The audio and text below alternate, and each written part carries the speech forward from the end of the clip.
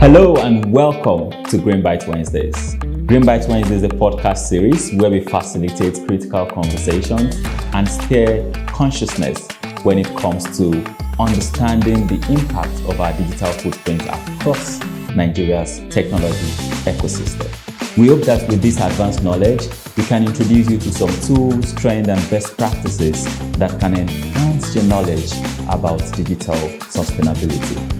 Are you curious about climate change? Are you a tech enthusiast or a climate entrepreneur? Come on board and learn on this episode as we get on with every conversation of the GreenBytes Wednesday podcast series. This podcast is proudly brought to you by Area I under the Scale Initiative, funded by the UK government through the Digital Access Program. My name is Fumi Adebote and I am glad to be your host. Welcome on board.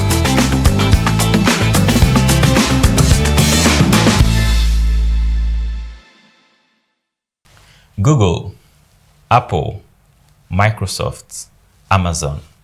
When you hear of these companies, you probably think, yes, these are really the big guys and the player when it comes to the digital space, the tech ecosystem, and they are really running things.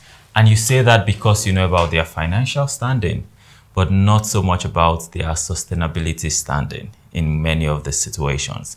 But if you look away from, the West, as we love to call it, and you come here in Nigeria, we also have big players like Flutterwaves, Andela, Opay, which many of you might probably know. These are also big players when it comes to the digital space here in Nigeria. But the big question is, what does it mean to be a digital enterprise that is sustainable? Thank you so much for joining us today on this episode of GreenBytes Wednesday.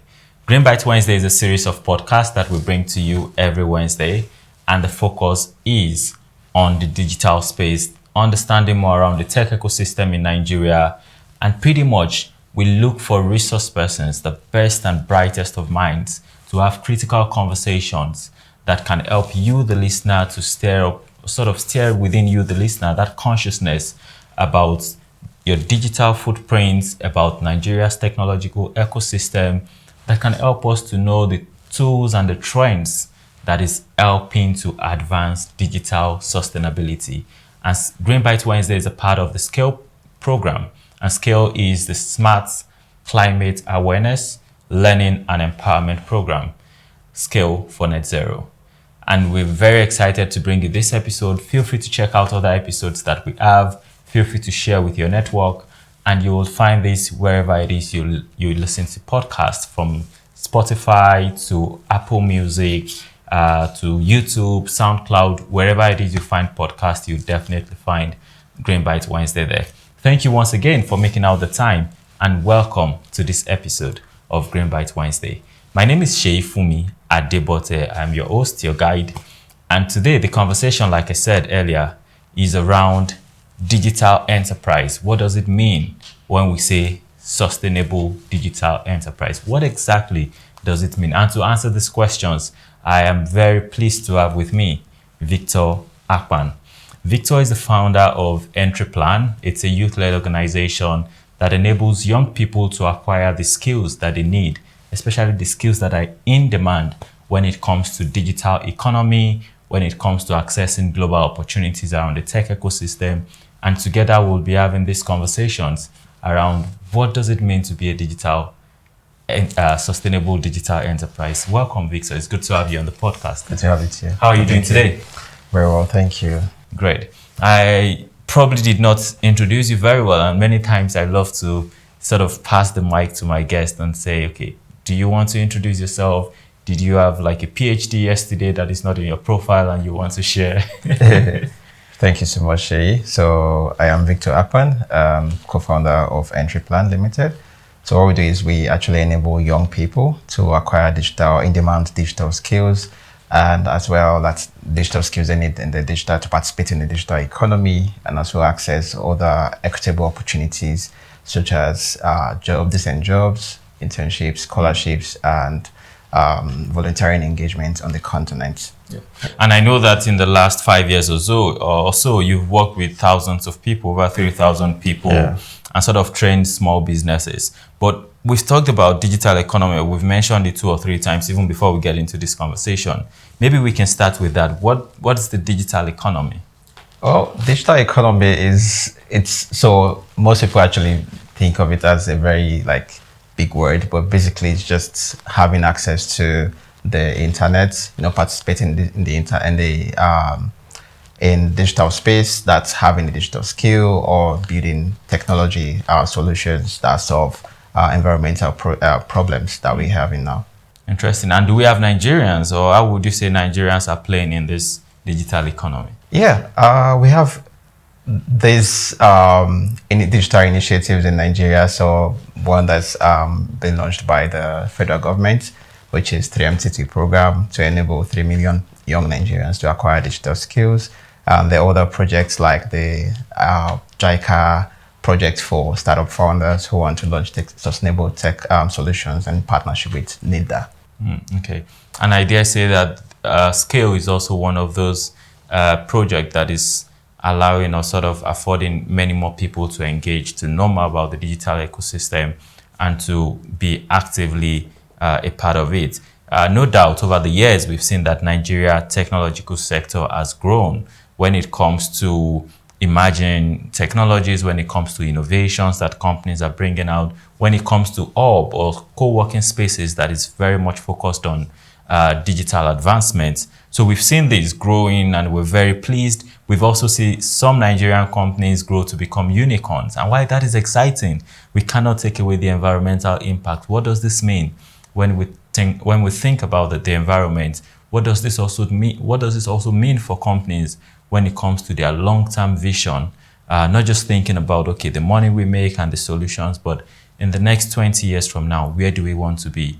And what impact will our work have on the environment that we live in? And that's why we're having this conversation. So just to start off the conversation, I recall that we've had, companies like Google, Apple, Microsoft, I mentioned them earlier when we started, sort of put out very bold plans when it comes to being sustainable, from renewable energy projects to investing in solar panels or wind farms, or sort of having partnerships with some local players. We've seen this a number of times. Particularly of interest is Amazon, because we've seen someone like Jeff Bezos go to all these climate conferences and talk about their plans. Yeah. But one thing that we cannot be sure of is to what extent are these companies, these entities, really putting sustainability at the center of what they do? Or do they just flag it around because it's important, it's a buzzword, it's sort of everyone wants to know what you're doing sustainably? And we would also bring this down to Nigeria when we get on with the conversation. But the first question that I want to ask you as we get into the conversations fully is, you've worked with a number of these, tech sort of digital enterprises, to put it the least. What are some key challenges that you see some of these digital enterprises face in Nigeria? All right. So first of all, I think we should establish this as transitioning, because basically we're talking about transitioning from what they're currently using in terms of energy sources and into clean energy, right? So first of all, we need to establish the fact that this transition is a journey and they need to plan for this journey. So one of the key challenges that I know that they face, because I've worked with a couple of them, is cost implications. So when you look at the initial investment that's required to move from where they are currently into a clean energy source, it's really, really high. And it's really challenging for these digital enterprises to adopt, because the upfront cost is really high. And this cost includes costs like the clean energy source, sustainable building modifications, and also energy efficient equipment. So those are the key things they need to run their businesses, actually, if they want to be environmentally sustainable, right? So another thing is the technical expertise gap or skill gap. So currently, there's a shortage of professional expertise in terms of sustainability. And what this, I'm not just talking about the experts or the professionals who are involved in building sustainable products like solar panels and the rest. But if you look at product designers and product marketers, they actually have a huge role to play in this. So for instance, product designers, when they are designing products for the environment, they need to also consider sustainability, or designing these products in a way that when they're built, they can be built with sustainable materials. And then also product marketers, when they're selling products in the market, sustainable products in the market, they need to sell it in a way that customers will be excited about purchasing products that will save our planet. Then the final thing I think, and the final challenge rather, I think they face is legacy systems and technologies. So let me paint a scenario for you. Say you want to move your team to another co-working space, right? You go there and you discover that this co-working space, they don't use clean energy as energy source. And then the co-working space wasn't built with sustainable building modifications, and as well as the equipment that are there, they are not energy efficient. There's really nothing you can do about that, right? So most digital enterprises find themselves in this. This is the experience, right, where they find themselves having access to existing infrastructures, existing legacy infrastructures that do not allow them to operate in an environmental friendly ecosystem. I see. Great. But do you also think that some of them just come with this consciousness of we want to tick the box that we're working in this eco space or this space that has renewable energy or that is built with sustainable materials? That's an interesting question. So, well, because we're having more of these conversations around saving the planet and then adopting environmentally friendly approaches or practices, I believe that they are now adding this into their operations and not just saying we want to tick the box and say, oh, we are building eco-friendly products for the environment. So I believe that they are adding that, they are taking that into consideration. Great, interesting. So I talked a lot about, when we started, I made reference to some of the key giants when it comes to digital ecospace globally. You think of the likes of Google, Apple, Microsoft. And I talked about how many of these are making this bold step, some of them trying to switch 100% to renewable energy just to be compliant. And the conversations could be, okay, within the headquarters, they switch, but what happens in other, subdivisions? So what happens in other companies that they rely on to run? We've also seen people say, oh, we're going to sort of install solar farms or wind farms, or invest, create MOUs that has to do with lots and lots of financial muscle.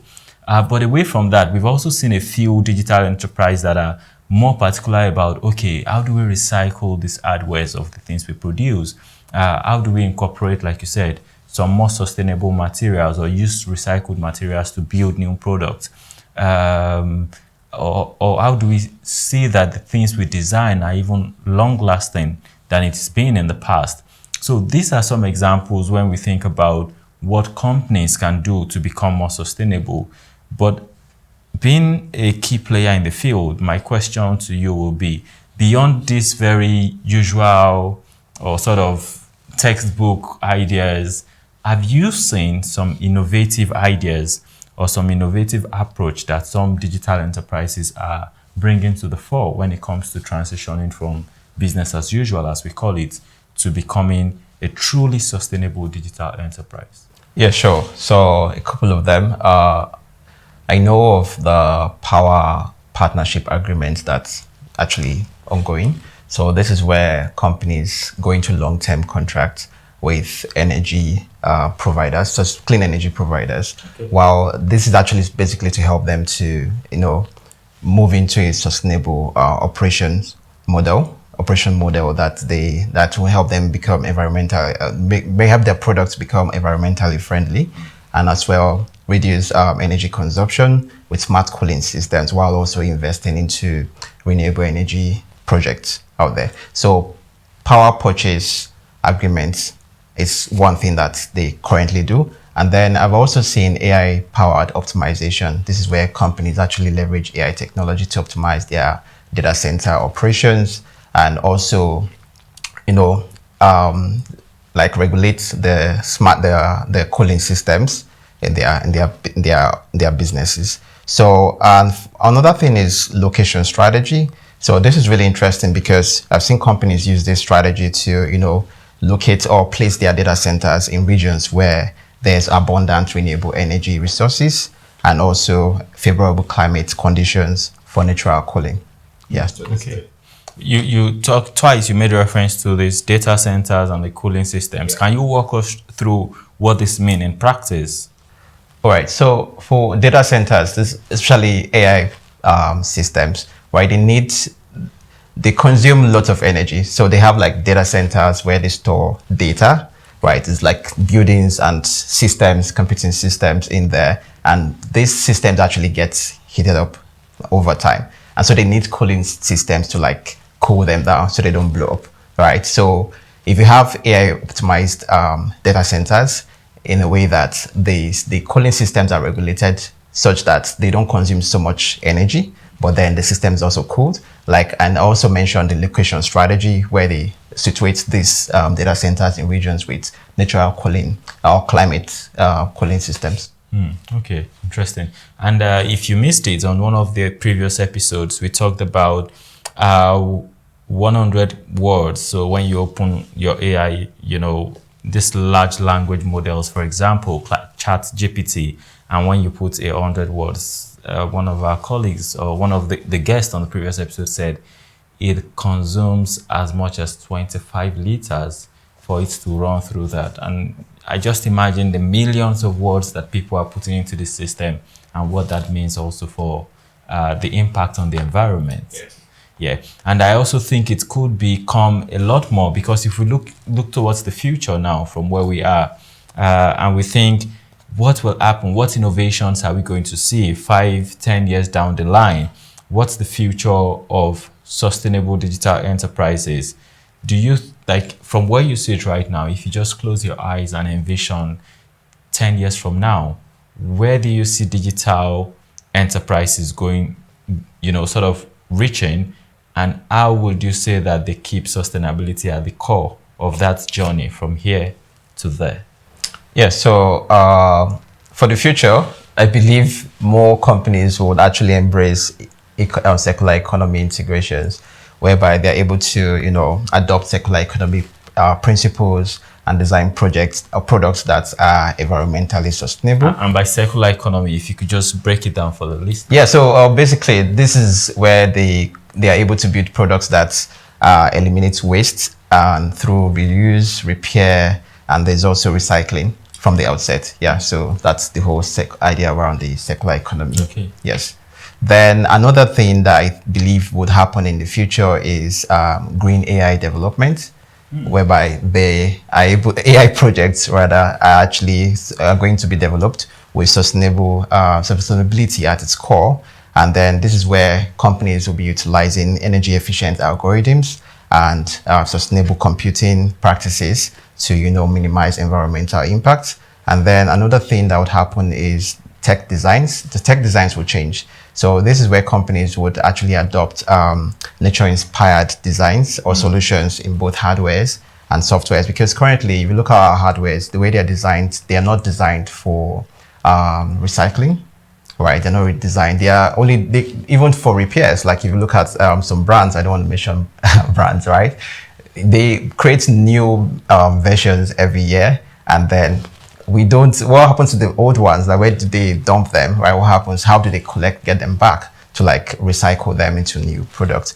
Yeah, so tech designs will also be something they will do in the future. And then to redefine how sustainability is going to work for digital enterprises in the future, I believe that most digital enterprises would adopt holistic sustainability metrics. And what this means is that we'll move beyond carbon footprint into considering comprehensive environmental impact, including which includes water usage, biodiversity impact, and social sustainability. And another thing that would happen is collaborative innovation. So forming, whereby we're actually forming industry-wide partnerships to develop and share sustainable technologies and practices, recognizing the fact that environmental challenges require collective solutions from different industries or different partners. Then another thing that would happen in the future is community integration. Okay. So this is basically companies actively involving communities in sustainability initiatives rather, and also ensuring that technological advancements benefit both the environment and also the society. Yeah. And by that, do you use this in connection with CSR, for example? Yes. Corporate social responsibilities. Okay, yeah. Great. I want to know from you, I mean, I am not in the tech space, if I'm being honest. Maybe I do a little bit around the environment, but you are. And I made a mention of few Nigerian entities, for example, Andela, Flutterwaves. And you see that many of these are more or less in the same space. Maybe you think of financial, OPay, for example, MoneyPoint, and these are sort of indigenous companies that have grown up the scale. But away from these financial tech solutions, are there other digital enterprises that comes to mind? Particularly Nigerian entities. Okay, that have sustainable. No. Just to understand on a broader sense, what the digital enterprises also look into outside of the financial instruments, for example. Oh, okay. We have Bumper. Okay. Yeah, Bumper is in the e-commerce space. We have Gifty. Gifty is also in the e-commerce space. We have a couple of them. We have a couple. Yeah. My Stash too is also in, although it's in the financial space too. And can we also categorize the likes of Bolt and InDrives in the transport sector also as digital enterprises? Yeah, they are. But I mean, we're talking about Nigerian companies, so that's why I didn't mention Bolt. Well, right? True. Maybe we need to develop a Nigerian one. Hopefully, I mean, funny enough, there's a platform, Carb. They competitor to Bolt, but then they're also included. They're building a solution that's environmentally friendly.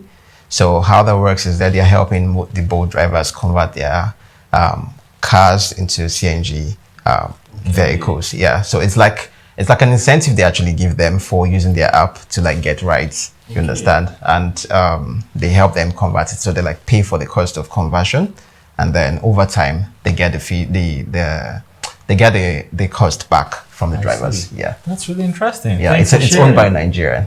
And it's Nigerian? Yeah, it's Nigerian. Great. How do you spell that? Carb, C-A-R-B. C-A-R-B. Yeah, you can find it on. Yes.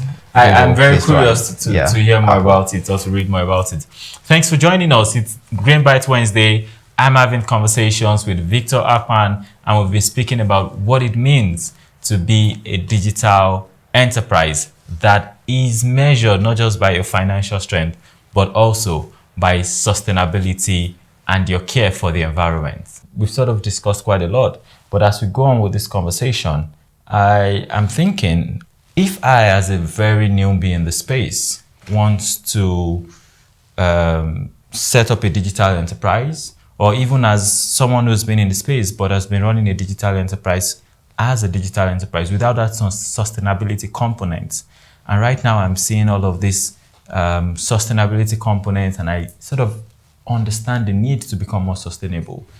Do you think there is a guide that can help such person to move from a place of being a pure digital enterprise to becoming a sustainable digital enterprise?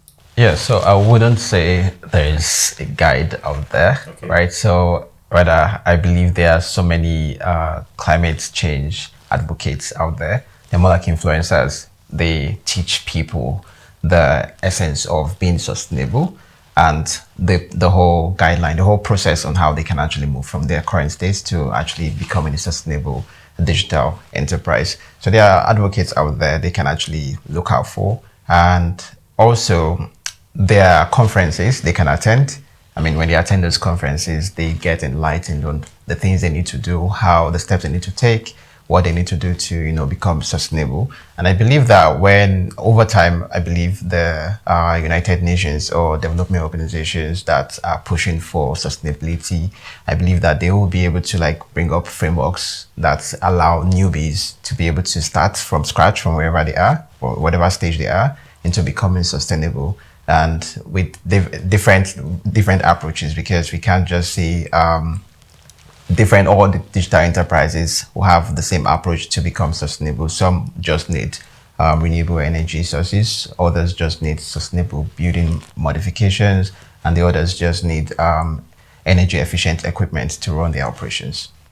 Great. And I think I can sort of say with confidence that the Scale for Net Zero project, there's been some consultancy in Abuja, in Port Harcourt, in Lagos, and we're trying to see that we can bring about this collaboration or work with other forms of independent consultants to see that we develop this framework that helps you, the listener, who is just interested in, the digital space to then think around sustainability. So we do hope that this will be a game changer for the Nigerian digital ecospace. And I just to put it very simple, Victor said it earlier, when we talk about this digital sustainability or transformation, it's basically we're thinking of making money, of course, that's why you're in business, but also thinking long-term, sort of thinking about what happens over a long period of time to the environment. How can you be more green, organic, sort of sustainable, for lack of a better word, in what you do. So it's thinking around, okay, yes, you want to make economic progress, but also what's the social implications, what are the environmental implications, and how can you see that you offering this service or delivering this sort of your company's mandate, but still with the mindset of making the world a better place. It is possible. People think it's two separate things, but I dare say it is. They are very, very interconnected. Victor, it's been a pleasure speaking with you. As we bring the conversation to a wrap, I think my last question to you will be that what lessons or best practices do you think that other industries can learn from how digital enterprises are becoming more sustainable in Nigeria?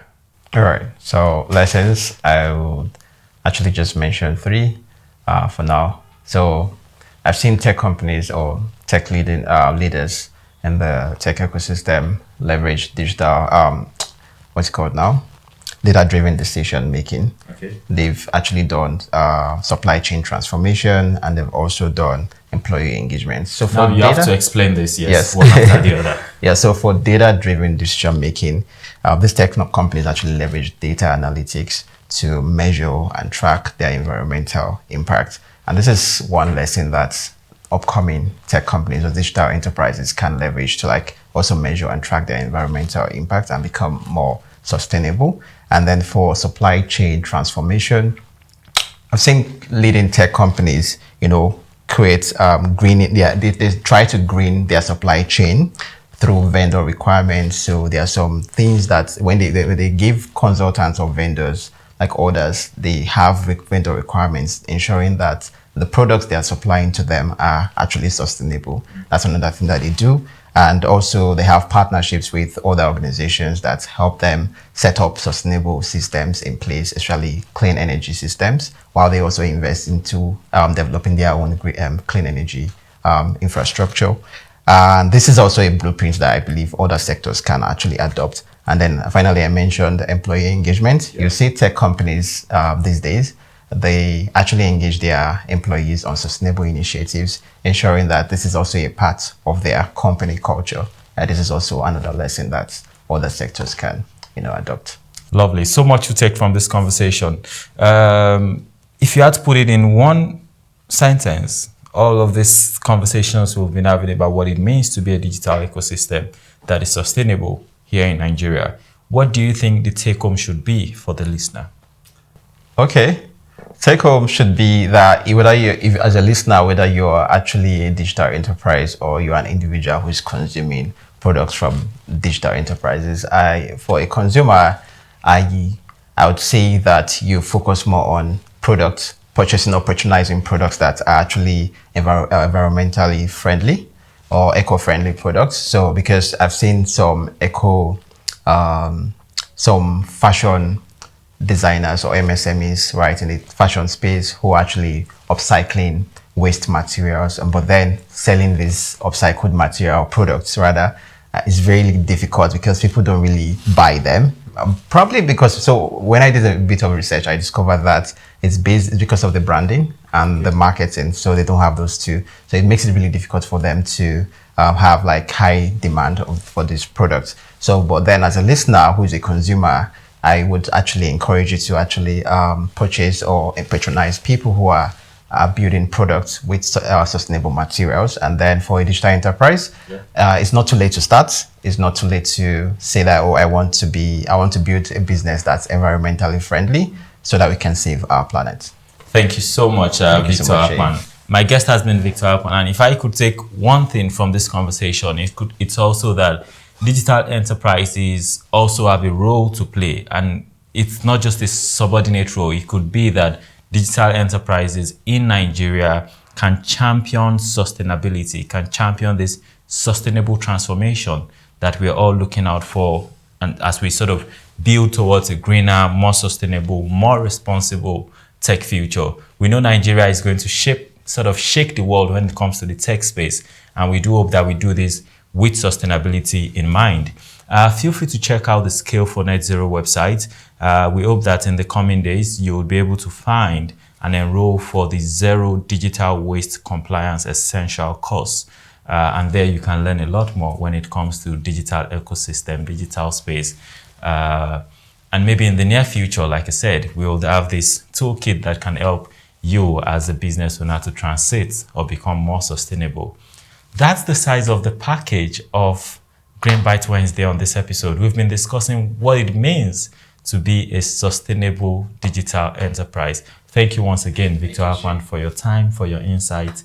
I learned a lot, and I hope that you also learned a lot and you'll share with people in your network. Remember, the podcast is available wherever it is you find podcasts, from Spotify to YouTube Music, Apple Podcast, SoundCloud, wherever it is you find podcasts, you'll definitely find it.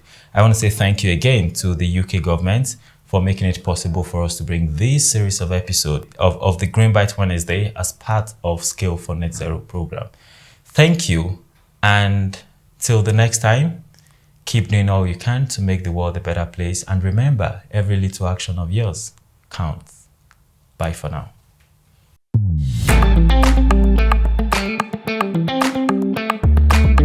Thank you very much for joining us on this episode of GreenBytes Wednesday. This podcast is brought to you by Area I under the Scale Initiative, thanks to funding from the UK government through the Digital Access Program. Have you learned something new? Please share with your network, share with your friends, as I look forward to hosting you on yet another episode of GreenBytes Wednesday next week. Follow us on our social media platforms, check out our courses, test yourself, see how much you know, how much you're learning when it comes to digital and sustainability ecosystem in Nigeria. And I should remind you that as you balance your knowledge of digital ecosystem, also remember to stay committed to a shared and sustainable planet. My name is Sheikh Adebote. Bye for now.